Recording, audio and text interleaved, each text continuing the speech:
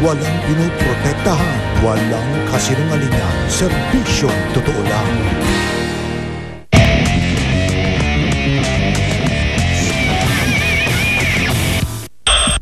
Oras na ng totoong drama at aksyon.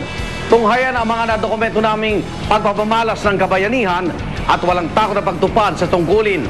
Hatid namin ay mga impormasyon na maaaring makapagligtas sa inyong buhay sakaling kayo naman ang malagay sa peligro. Magandang gabi. Ako naman Arnold Glavio. Ito ang Rescue.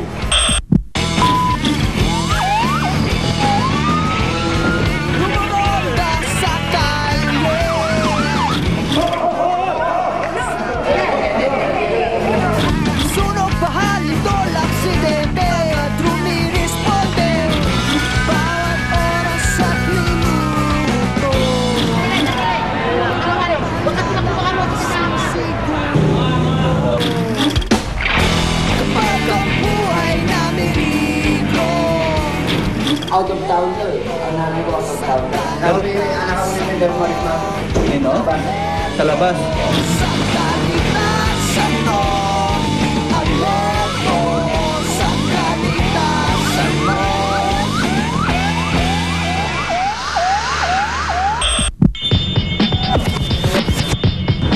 Sir, pa-services kami dyan at blatter nyo muna para pagdating natin dyan meron tayong formal na komplena. Base 5, eksaktong location yan. Kami po ang namamahala sa peace and order ng buong barangay Commonwealth. Sabi nga, pagka lumabas ka ng bahay, para isang barangay tanod, yung paa mo, parang nasa isang hukay na rin. Nandiyo po yung pagka umawat ka, ikaw nasusunto. Minsan, yung halimbawa may nagwawala, nandiyan ikaw ang sasaksakin. Para sa mga tanod ng Commonwealth, karaniwan na silang pumapagitna sa mga samot-saring kaguluhan. Kasama na riyan ang batuhan ng balde ng dahil lamang sa kalan.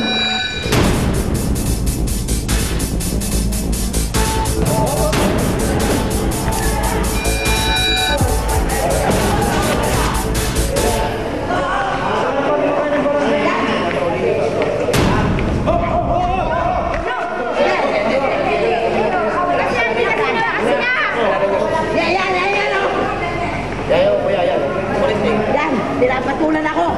Habang nagurugin kami, nadaanan namin yung Unit 2, Base 2. Mayroon nagkakaroon ng kaguluhan. So yung baba namin na yon, nakita namin yung babae, hinahataw ng balde yung lalaki. Yung lalaki naman, sinasaktan din yung babae.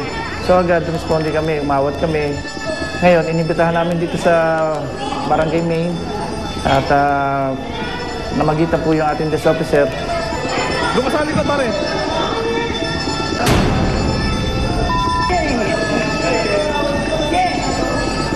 Ayun na, sira ulo yan eh.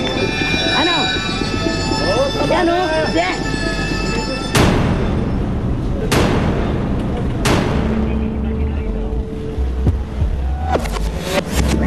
Pwede naman ako makakulungin. Bayad ako. Wala ka lang. Wala ka lang. Pero pakainin mo pa. Sige na, una.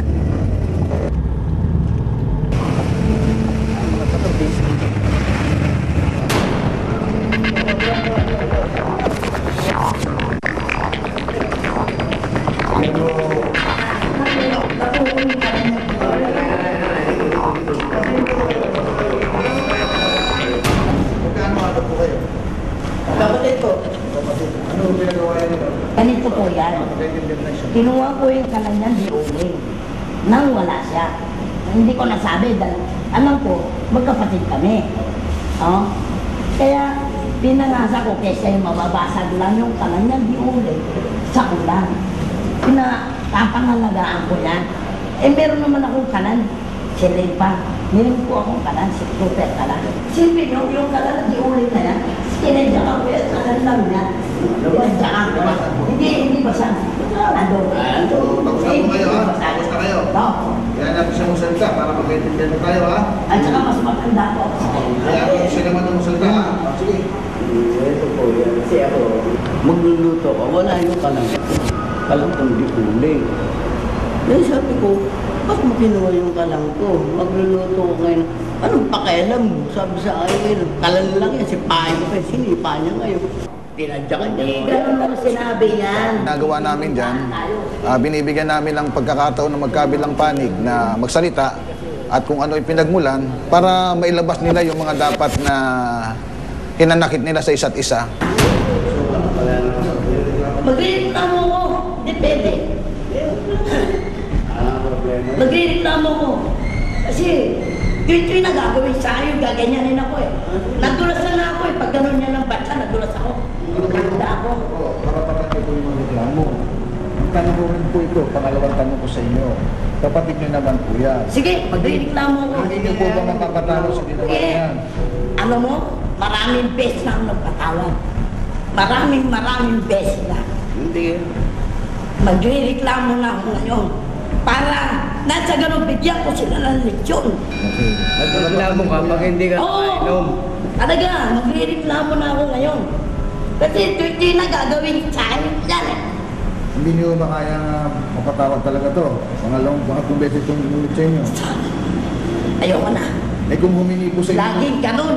Laging ganun. kung humingi po ng paumanin to. Pinagtutulungan pa ako. Ito Ah. Ay, laging ganun. At doon lang po, hindi ka natin yan ng garantiya ha. Ate, kita mo, naiiyak-iyak ate sa ginawa mo. Sige, mangi ka ng ano sa atin mo. Usapin mo. Ano? Pasensya na. Tawad na. Wala naman nagawa. Ano sa'yo? Ate, humingi na po. Tanggapin na ho natin. Ha? Gagawa na lang po tayo ng kasulatan dito na pag inulit niya po yan. Ha? Ano kayo niya? Ito na lang. Dapat po namin ang ginawa niyang pananakot sa inyo para Lagi po masusunod yun, po na ganun eh. pagkakataon na iulit niya po, doon na lang po tayo natin yan yung kaso na sinasabi ninyo. Sa meantime po, mamamagitan ng barangay sa inyo na magkaayos muna kayo sa pagkakataon na to. At sa susunod po na gawin niya ulit yung ginawa sa inyo, nasa sa inyo na po kung tutuloy niyo o hindi. Ano po? Ha? At gagawa po tayo ng kasunduan sa pagitan yung dalawa na hindi niya ulitin yung ginawang pananakit. Nangako yung kapatid na lalaki na hindi na niya ulitin yung ginawa niya doon sa kapatid niya at kapag naulit pa yon ay itutuloy na yung reklamo laban sa kanya ng kapatid niya. Kung sakasakaling maulit ngayon, siguro kami na magiging witness nung kapatid na babae na hindi lang paminsan na ginawa kundi habitual na. Alam mo ba kung ilan dapat ang tahid dito sa tapik mo? Ilan? Hindi po tapik ito eh. Kailangan po ng pahinto. Laceration po ito. Ayos na ako ng bahay. Ano si Papa?